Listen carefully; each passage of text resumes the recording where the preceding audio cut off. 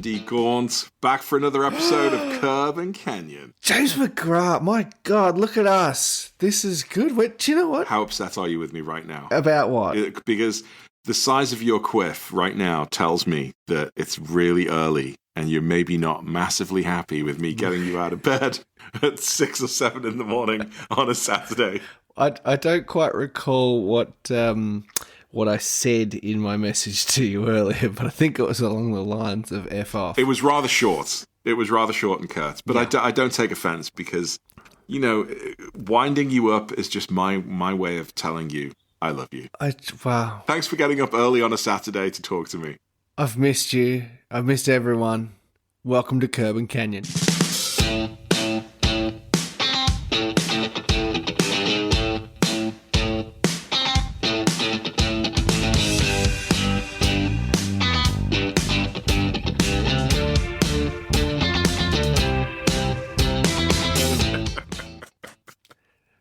I love it. What are you drinking? I'm drinking... What are you drinking? I'm drinking drinking a Spindrift.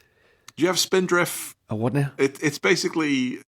It's a sparkling... That sounds made up. It's a sparkling water with a little bit of squirts of real fruits. And It's not just the marketing. Apparently, it really is real fruit. It's rather nice. It's not diet soda like I usually have.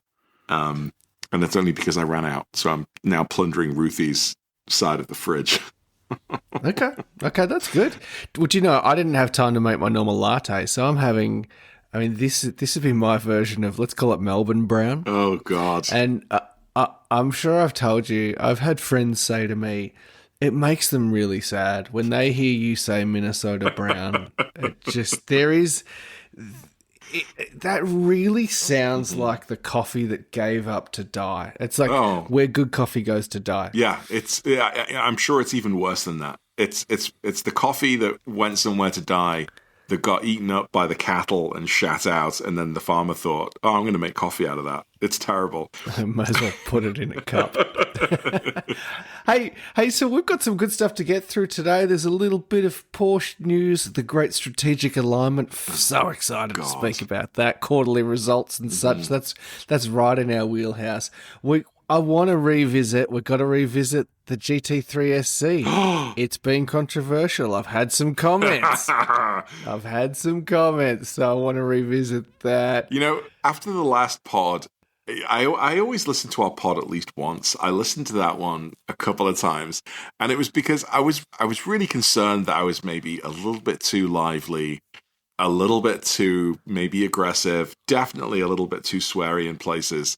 But then I went on the configurator the other day and I saw the car again, and I just immediately went back to all of that rage. So I'm excited for that. Let's talk about that. Okay, we're going to revisit. We've got some car updates. I want to hear about Bluey Tooey. Got some news on Little Green. I want to talk about Porsches and pancakes, which I got to be honest. You got to convince me it's good, because it just sounds like a bunch of dudes sitting around eating pancakes. And then we're going to talk about the Mega Loop rally, and then we have a really fun, quick, easy video of the week. So yeah, we've got a bit to get through. Let's do it. Let's do it. So should we talk about what I'm calling cancellation watch? Because apparently it does come up a little bit in our pods, who cancelled on who last. I am going to take a proper tally, but I can confirm that I cancelled last. I did. And to be fair, in my defense, it was because we had agreed, don't aha me. don't, I don't want you patronizing aha as you sit there with your fancy sparkling water and your beautiful photography behind you. That's right. So to be fair, we'd agreed to record at 6:45 a.m. my time, and I don't think I cancelled last minute on you. I think it was Friday night. I said after the no. I think it was like at 6:40. I think it was like on a Tuesday. We record on a Friday my time, and I'm pretty sure on the Monday you were like, "Oh, we're going to record this week," and I was like, "Oh yeah, totally cool." And then quite literally 24 hours, you're like, "Actually, you know what? I'm not doing it. I'm not getting up that early." Okay, no. So I'm just looking. It was Thursday. Yeah, been a massive week and starting that early ain't cool. That's all right, mate. Yeah, I mean, to be fair, by Tuesday, I'd already thought to myself, I can't face this dude first thing Saturday morning, because it is. I mean, it's 7:23 my time as we sit here. I can manage that, but yeah, 6:45 on a Saturday. That's I don't know how did I agree to that? Poor Andy, because you're a soft lad. You're an absolute soft lad. So, what have you got for me on Porsche AG resolutely pushing ahead with their strategic alignment, James? I'm ready. I'm ready for your detailed analysis of the financials of our favourite brand. Let's go. Hit me up. I just think it's a whole bunch of nonsense. I mean, did you get anything from it? We've got a clear ambition to be press release. It's very we've got a clear ambition to be a leaner, faster company, which means we're in the shit. We're firing people. First quarter. Oh yeah, but they're aligning the product portfolio even more consistently with customers' wishes. Fantastic. I mean, it sounds great to me, doesn't it? So they're going to make. I don't know. What are the customers' wishes? Did they say? Are they justifying more Probably electric GT3 Cayennes? Oh God. Yeah. We're going to listen to the I don't know, the moron influencers. That's you and I, by the way, and do what they say. We're going to build the Homer car. Is that what you just said a few seconds ago? I just clicked. It is. Oh my God. I did. But it's funny, the moron influencers, which is you and me. I think the moron part, perhaps, I'm not sure we're that influential. I mean, it's interesting because it talks about operating profit of 595 million euros, which is in line with expectations and supports forecasts for the full year. So they've done a really good job of presenting some rather grim numbers with that little lovely smattering of positivity. It's a meaningless statement to me, to be perfectly honest. I mean, it's a bunch of financial corporate bollocks with absolutely no insight whatsoever into actually what they're going to be doing. Well, and the fact that their little infographic, which summarizes the key figures, has a freaking Cayenne in the background. Yeah, that did make me laugh too. I thought the same thing. I'm like, it's hopefully not the message that we're getting. Yeah. But good Jesus. So, actually, one thing that did strike me was that the proportion of battery electric vehicles fell to 19.8% versus basically the better part of, or 20%, basically the better part of 26% the previous year. So this is good. That means in, what's that left? In 4 years' time, at this rate, there'll be no Porsche EVs. One can only hope. Yeah. It is interesting. Have you seen, I still keep seeing spy shots of Cayman and Boxster EVs. You do? Is this thing happening or not? You know, to be honest, there's so much AI trickery out there at the moment that it's really hard to believe anything you see unless it's on a corporate website. Like how many TikToks or Instagram reels have you seen recently that have said that Zack Snyder is going to pull out Henry Cavill and Ben Affleck and relaunch the Snyderverse, or something about, do you know what? Aliens. I'd be all about that. Actually. I would too. I do. Not to go completely off topic, but I think Henry Cavill could have been the best Superman if only he'd had a decent script. Yeah, let's not open that can of worms. I want the Snyderverse to return. What I really want to return are the glory days where Porsche made loads of sports cars that people wanted, and not all of the rest, blah-de-blah. Yeah. All right, let's not do this. Let's not do this. You and I have been so doom and gloom about this brand the last little while, and we sounding, honestly, we're going to have to start meeting up on your front porch to record these, so we can sit there, wave our fist at passing kids, and really get shitty about things. Because do you know what? There's still some good stuff. I would take a brand new GT3 very happily. I would take a brand new... In fact, I was at a Porsche dealership a few weeks ago, and they had a gorgeous new Carrera T in manual, and I thought, beautiful. Man, what a good-looking package that is. Yeah. The wooden shift knob, I thought that I reckon that would do everything I need it to do. Yeah.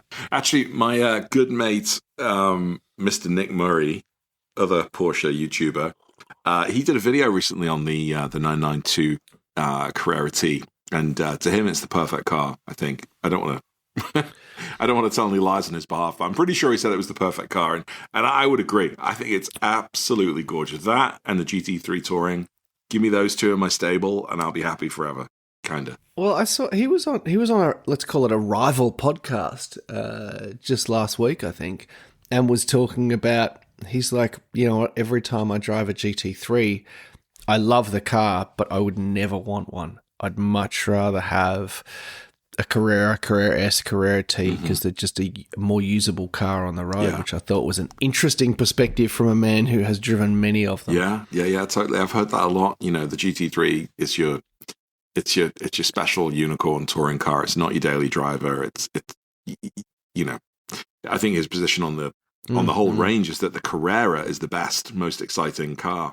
And I am happy to subscribe to that because I've only ever owned Carreras or Carrera 4s.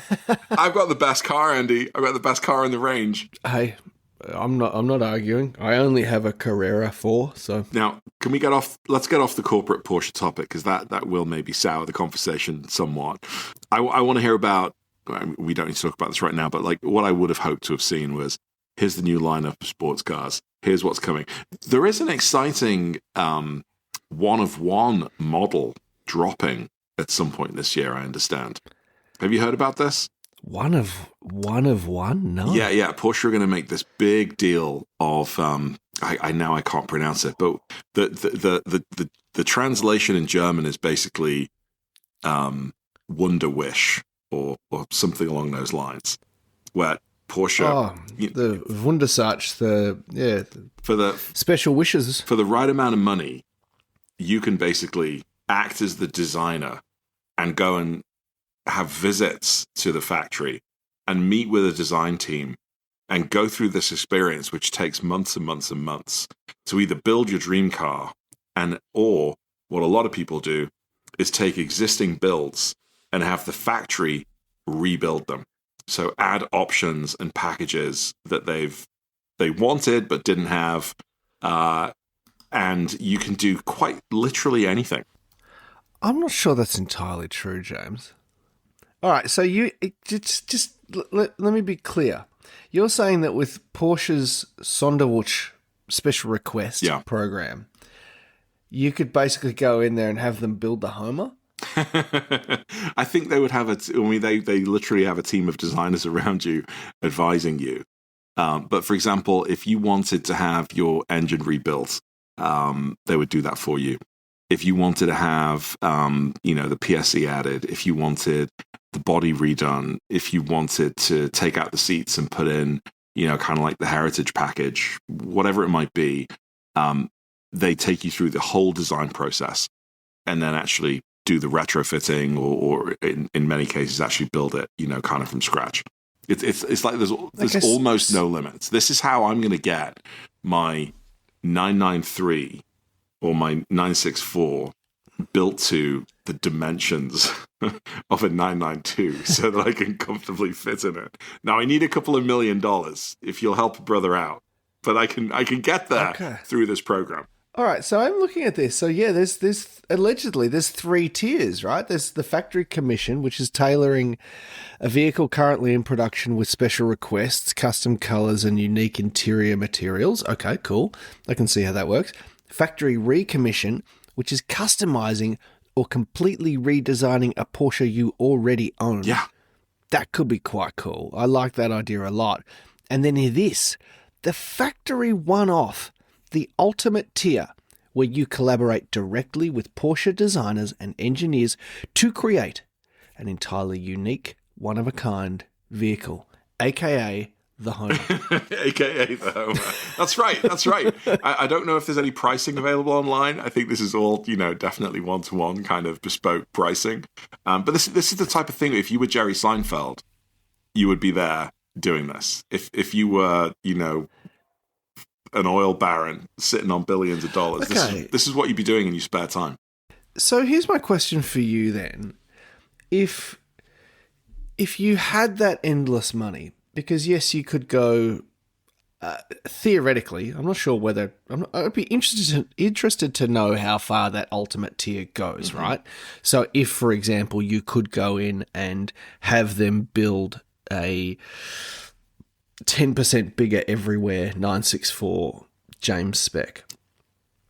So, You're if being you had the money, kind. would you do that? Or, 10%. you'd fit in one easily. So, would you do that? Or would you just go straight to roof and get a CTR, which looks like a 964 anyway, but is bigger and is more like the current dimensions of a modern day 911? It's probably 997-esque, I would say. I think I'd do the former. I think I would enjoy the experience, and not to completely bastardize and rip what I heard at the Nine Works Awards and the speech that was given there, where they sort of talked about this. From his point of view, this is a really special program because it's not sort of the destination, it's the journey, kind of concept. And so the idea of actually being at the factory, working with a bunch of designers and being a part of that entire process, soup to nuts, from concept to, wireframe or digital wireframe, I guess now, and then actually seeing it through all the way through the factory process. I mean, again, if you got that much money to spend, you don't have to worry about a day job. Could you imagine flying out to Stuttgart, every couple of weeks and just sitting down and being part of that design process and seeing a one of one come out of the end of it? I think I'd probably choose that.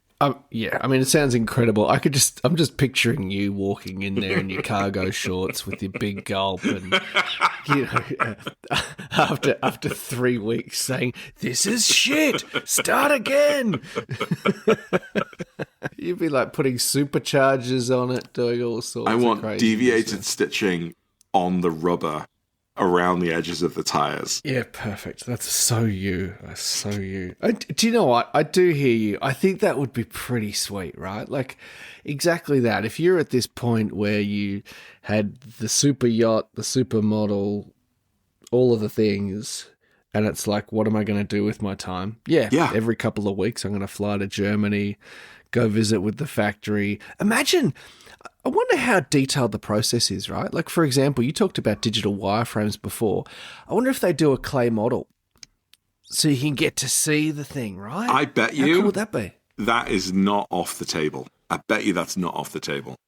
And actually, thinking of it in other terms, like I've always been a big, kind of movie buff. I've always been into cinema.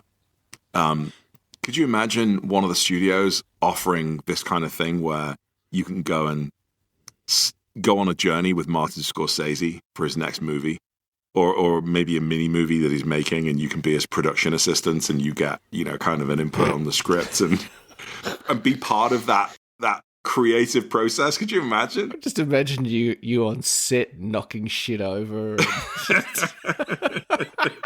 I'd also like to see how big Martin Scorsese is stood next to me. That would be a hilarious photo. Yeah, that would be actually, that'd be hilarious. So it has to be, right? I'm just thinking this through. There's no way this is... You can't go to Stuttgart and build the Homer car, right? You can't do that. It must be still that you are going and building a 911. It's not... Yeah. It's not going to be some... I think there'll be some boundaries and parameters they put around it. Like, it's got to be true to the design language. It's got to be something they're actually able to readily produce. It's going to be something that doesn't completely... Yeah, and has their name on it, dude. Well, yeah, exactly. But, it sounds like from the story I heard, the guy wanted his car to be the color of his Labrador.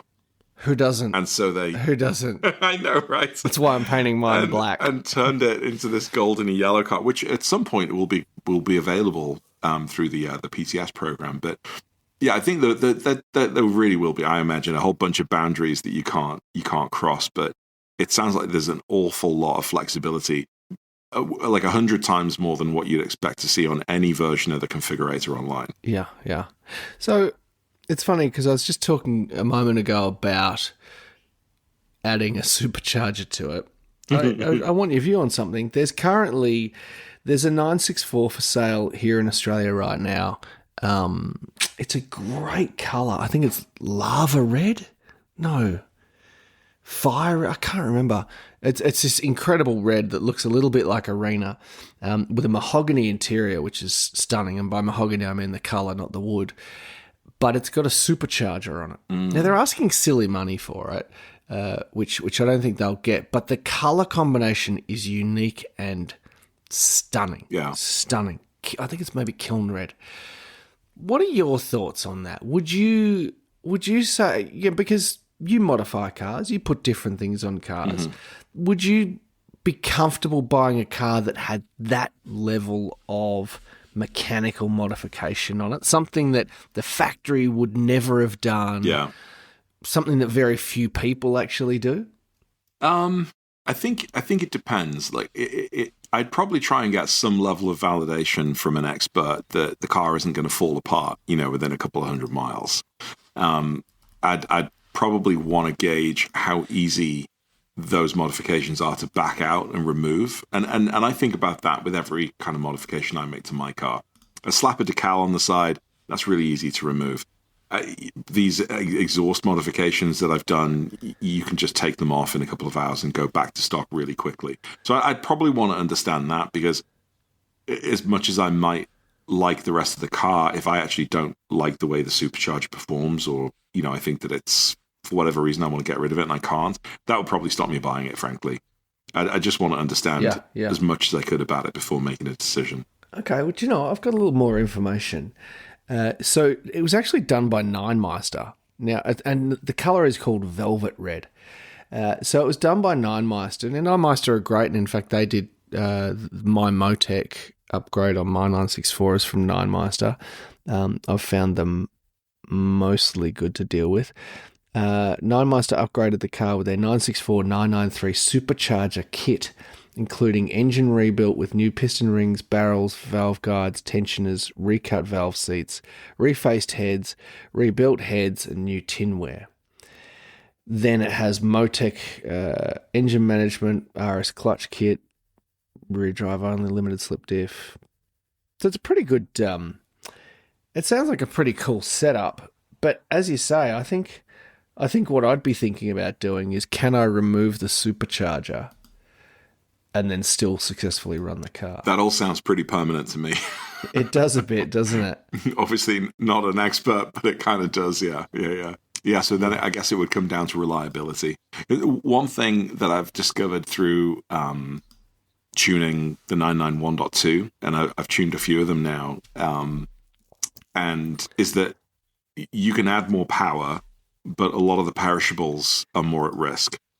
The valves, the hoses, the cooling at some point isn't going to be enough, and so you've got to start thinking about non-factory intercoolers to make sure that that's taken care of, and you mitigate that kind of risk.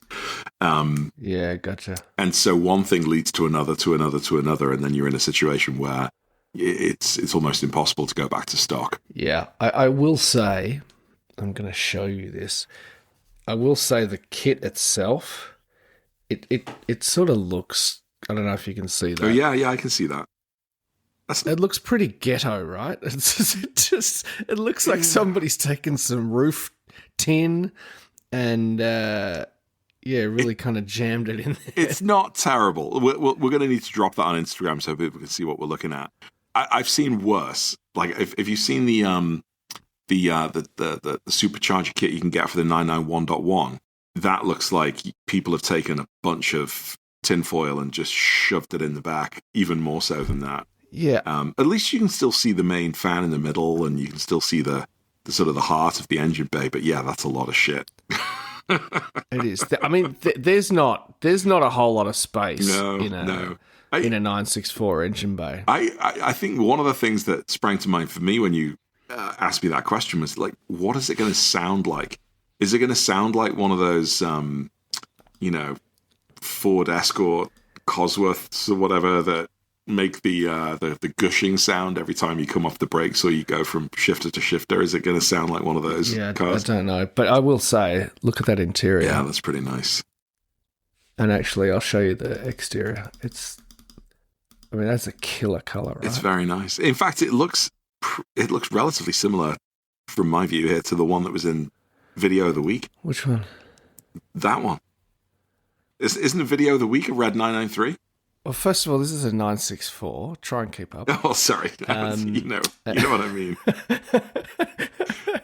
No, the video of the week. There is an air-cooled. The video of the week is a 72. It's a red air-cooled Porsche, which I'm not seeing pixelated. It's a tangerine 72. Is it really? No, it's not. Oh man! Oh god, this has just gone from an interesting conversation to off the rails. On my screen, no, fair enough. It is tangerine. I'm now looking at it. Yeah. Okay. It's just this note to self: never give James a topic to talk about without notice. Good lord! Actually, what's interesting on the spec of this car is it's running Cup 2s on the rear and then Pilot Sport 4s on the front, which seems an odd combo. Buy it. Anywho, buy it. Find it. Replace Little Green. Now let's talk about Little Green. What's going on with Little Green? Did you fix it? Well, hold on. I want to talk about this GT3 SC. Oh, yes. Let's talk about this. Please tell me there are people out there that agree with me.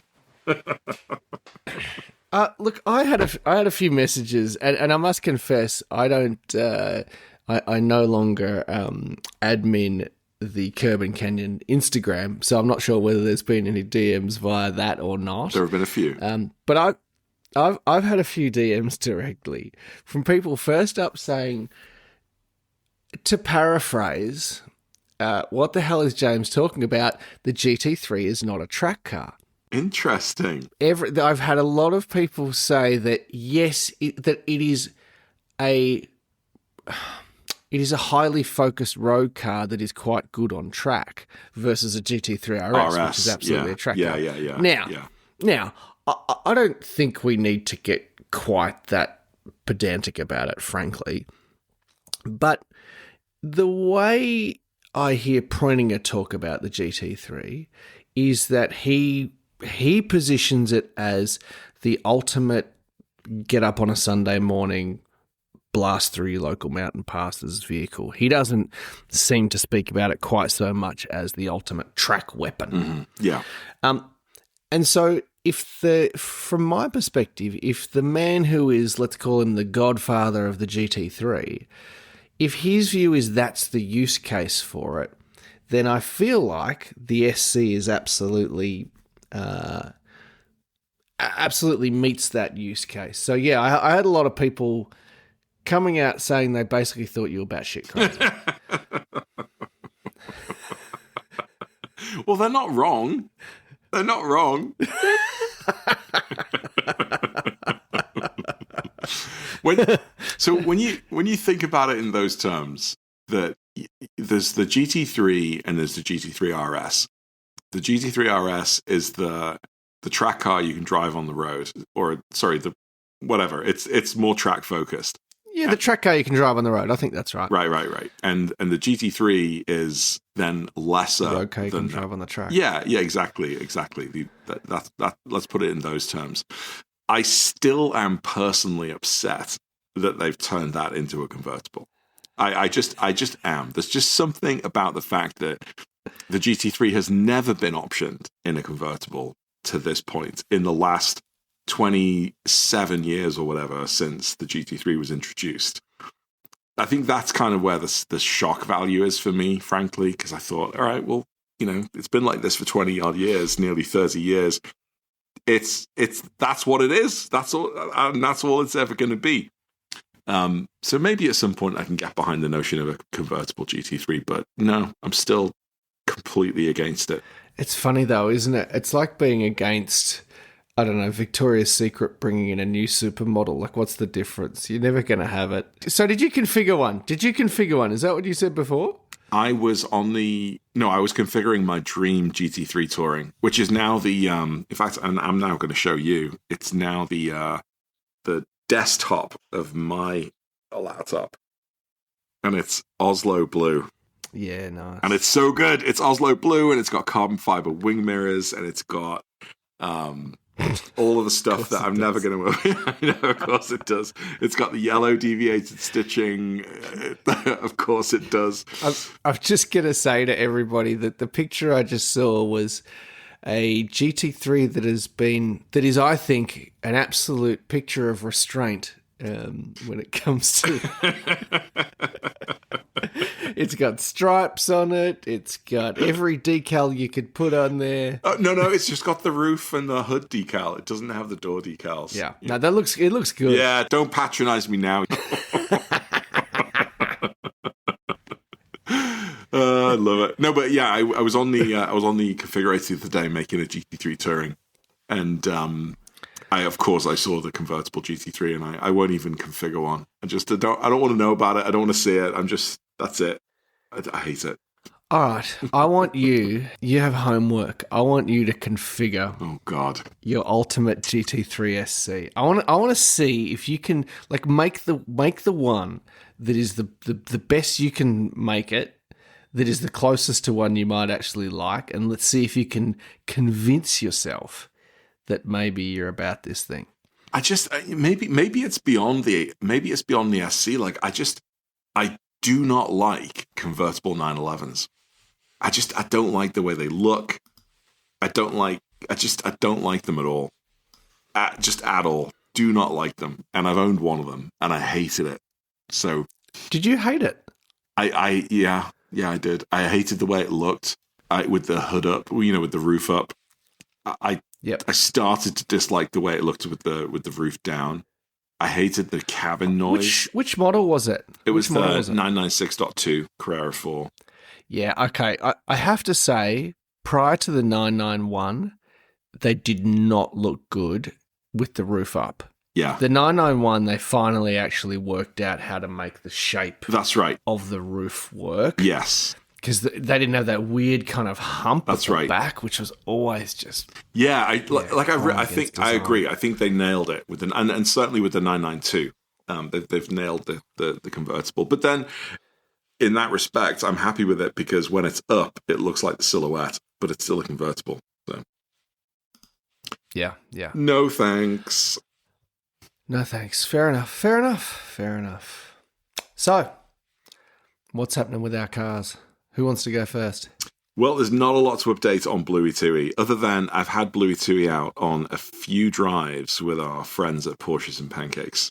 And we're going to talk about that next. So let's talk about Little Green. Last we heard, you had an issue with your clutch and the pin. Has anything else broken since? Surely, have you been out driving? That's all cool. Having fun? No, clutch is fine. It's been out driving. I had heard that when I'd had the car serviced before my ill-fated trip to Tasmania, or the non-existent trip to Tasmania, I'd been told that one of the KWV3s had a bit of a leak and that it wasn't problematic, but we'd probably need to look to have it serviced sometime soon. And I'm going to talk a little bit about Megaloop Rally in a little bit, but let's just say that by the end of Megaloop Rally, that shock was very much in need of a service. Yeah. And there was no getting around it. So it's nothing catastrophic. It just means Little Green is in it with my good friends at 9 Auto, currently with no front wheels on it, as the front shocks are being serviced. They have to be taken off and sent to Sydney. And we needed to wait a little while for them to get the parts in because it is a full rebuild basically. And importantly, they do both front shocks. Oh, right.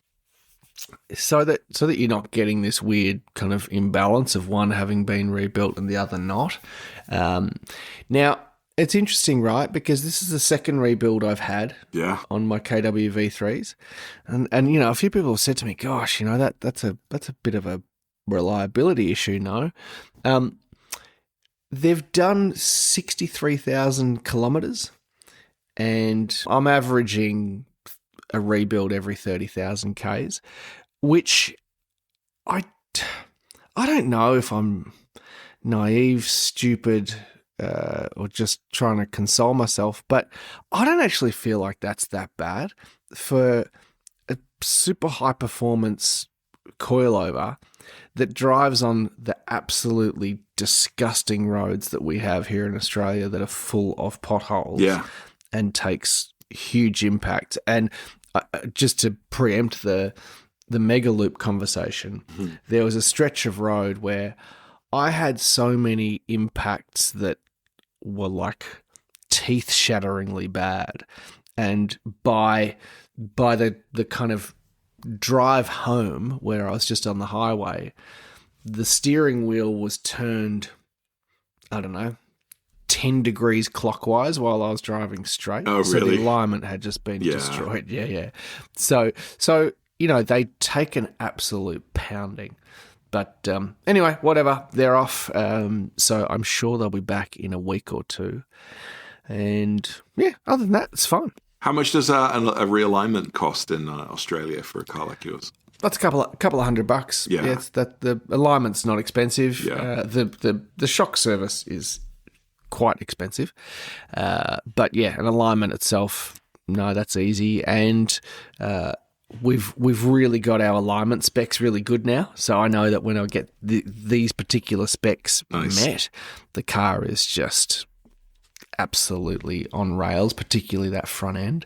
So no, it's it'll be back hopefully next week, and yeah.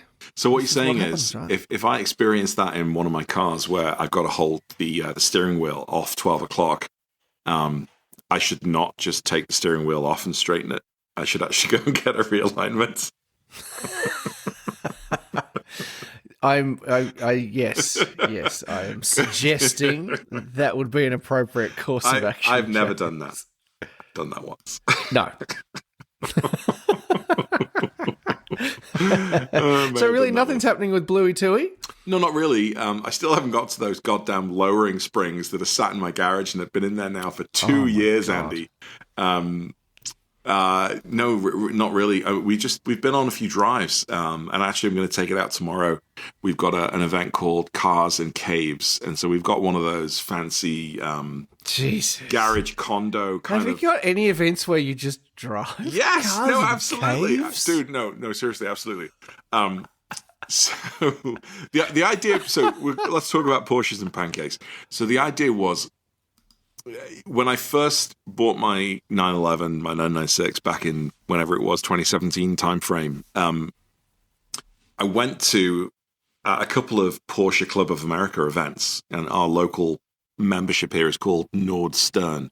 And the first one I went to, it was just a bunch of guys sitting around listening to some dude with a clipboard talking about the upcoming season of meetings, and it was just death by clipboard. It was just so boring, and it was like a quick informal chit chat over a cold cup of coffee. Everybody had to put on their name tags, and so everybody knows each other's names. No thanks. I know. Absolutely and then not. we got to sit inside the shop floor of this wonderful place called Imola Motorsports, where all of these beautiful Porsches were up on the lifts being worked on. And we were lined up in chairs facing away from the cars. So we weren't even looking at the cars, listening to some dude talk at us for an hour with his clipboard going through, this season we're going to be doing it. Anyway, so a couple of us met for the first time and thought, hey, should we just leave and go on a drive? Should we go and do that? And that's exactly what we did. And then the next weekend, we went to a similar Porsche Club of America event. And it was all just, again, very dry, all about standing around talking, no cars, no driving, no, just basically dudes stood around in an empty garage. Sounds rubbish. It was terrible. Now, to be fair to them, they do some amazing track event days. They do some other really good events that where you go and park, kind of like Cars and Coffee, but it's like Porsches and pints and a few things like that. So there are a sprinkling of those throughout the year, but at the time, they were the first two things that we did with Porsche Club of America, and they were so dull that a bunch of us just decided to break off and create a Facebook group and let's go driving. Saturday morning, who wants to meet up for a quick bite to eat and then we'll go for a drive? It was that kind of thing. And so it's grown, and we now have like 600 people within the Twin Cities area as a part of Porsches and Pancakes. And when you put that in comparison to Nordstern, I don't know what their total membership's like, but they've only got about 1.2 thousand or 1,200 Facebook members. Oh, wow. And we've got like nearly 800 Facebook members. Now we don't, and many of them are parts of both groups, and we certainly don't try and compete with Nordstern at all. But a lot of people that are Nordstern members are also Porsches and Pancakes members, and they just like the very kind of spontaneous, informal thing that we've got going. So usually once a month at least, we'll meet up at 8 in the morning, one of 4 or 5 different spots around the Twin Cities, and most of the time we'll just go for a drive. And we'll break the drive up and we'll have a coffee midway, and then we'll kind of meet up again at the end, and then we'll depart. And that's been the case very much since the pandemic. Pre-pandemic, we either had breakfast together at the start or breakfast together at the end. But I promise you there is driving. Now, most of the driving in the Midwest is dull as shit because it's just farmland and it's straight roads. But if you look at the map and you look at Minnesota, from the north of Minnesota south, basically the Mississippi River and the St. Croix River carve this channel and this valley almost through the state, and all of the roads that follow the river and go off the river are twisties and turnies. Now, they only run for a couple of miles at a time, but when you string, like 10 of them together, you've got, 30, 40 miles worth of twisty-turny driving. But you can imagine, if you've got a river road that goes north to south, you're basically driving for a couple of miles, turning right, twisties, turnies, turning left, twisties, turnies, back to the river road, and then you drive another few miles south, and then you go off and back and off and back and off and back. So you're kind of driving this sort of fishbone diagram almost. I just want to back up a tiny bit. Why is it twisties and turnies? Is it just not just twisties? I don't know. What's the difference between a twisty and a turny? I've got no idea. A twisty is, I don't know, is a twisty where you just, you got to do a little left and right, and a turny's where you're doing a hairpin. Oh, okay. Yeah, okay. I think a turny's a hairpin, and the twisties are just the rolling roads. Well, that's what I'm saying it is from now. I always laugh when people in Australia talk about a car being a canyon carver, and it's like, this is not LA. We do not have canyons. It's like, I get it, but it makes me almost as angry as people saying outlaw all the time. Oh, that's funny. That's funny. I listened to that one again the other day, and I thought, no. But that sounds good. It is. It is really good. That sounds good. That sounds better than I thought. Because I literally imagined you drove from one side of the Twin Cities to the other, went to a Denny's and sat down and had a grand slam. Oh, my lingo. No, it's been so many years since I've actually been to a Denny's. But if I was there, I would have moon over my hammies, which is a cheese and ham sandwich. Anyway, we don't have Denny's here, but I had a grand slam at Denny's in San Diego at 3:00 in the morning one time. Nice. That was a good thing. Yeah. That was a very good thing. Many of them are 24 hours. So do you have something? Yeah. I mean, you guys go on your Alpine range rallies like a couple of times a year, Yeah. and you do cars and coffee every now and again. But you have like a driving group. You just random Sunday morning. Get together with a few mates. So we'll definitely. We'll drive at the moment it's probably once a month, and just meet up on a Sunday morning. Because the thing that's so good for us, and where we're so lucky. I mean, I literally have twisties. I mean, I have a short twisty that I can drive before my car's even warmed up, literally 5 minutes up the road. But beyond that, the twisties they start 15 minutes from my house. So we can meet up in a place like Emerald, which is not far from home. Yeah. And do a Sunday morning drive and drive a road like Mount Donabuang or Reefton Spur. Reefton Spur is one of the best roads in this state, if not the country. It is an excellent road. Now, it's getting a little dicey these days because more and more people are driving it. And, we did come across a really bad accident there 9 months ago, maybe. There was a Mustang on its roof. Oh, no. And you're describing Tail of the Dragon to me. An amazing road which is getting busy, and then people just are dickheads and drive off the road because they're not paying attention. So there is a little bit of that. But then oftentimes you don't see a single car up there, and we leave really early on a Sunday anyway. So no, we drive a lot. I don't get much enjoyment out of a Cars and Coffee, to be honest. Occasionally I'll go to them, but then I usually end up leaving pretty quick. I've got a really good group of friends, and they're a lot of the people that we do the Alpine Range Rally with. And yeah, we just try and meet up, and I'll call a drive and just say, hey, anyone around this weekend? The weather's looking good, and we'll do it. We're extremely lucky to have such good roads nearby, and it's how we're able to make the Mega Loop rally work, because the idea behind that rally is, rather than doing 3 days of being away, 2 nights away from home and 3 days, it's just a lot in terms of time away from family, and people in the group are at different life stages with young kids and that sort of thing. So Mega Loop is kind of the idea to combat that, and the idea being that you can basically leave work on a Friday afternoon, Friday night, drive to Bright in northern Victoria, and then we have this Saturday where we do this insane big loop, this big single day rally, and then you're home by Saturday night, and then Sunday you're home and you're doing stuff with the family. And so this year a few of us took the Friday off and actually retraced the steps of the Alpine Range Rally 1 and 2, which is a road, a direction we don't usually go anymore.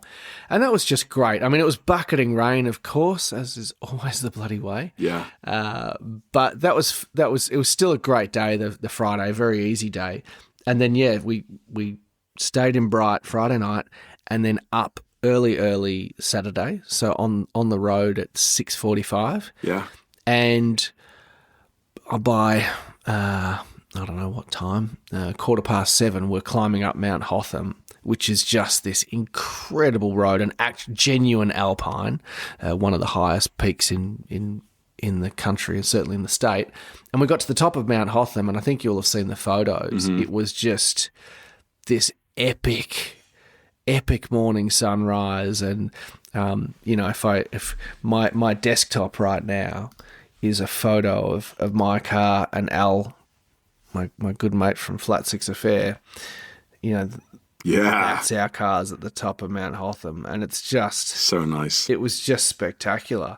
So, yeah, it's just an incredible day, and you cram so much in. And, I mean, actually driving down the other side of Mount Hotham, I was following my pal Gerard in his Carrera T, and he had 2 very, very near misses with kangaroos. I was going to ask about the roos. Oh, man, it was the first one sort of bounced across the road from the right-hand side.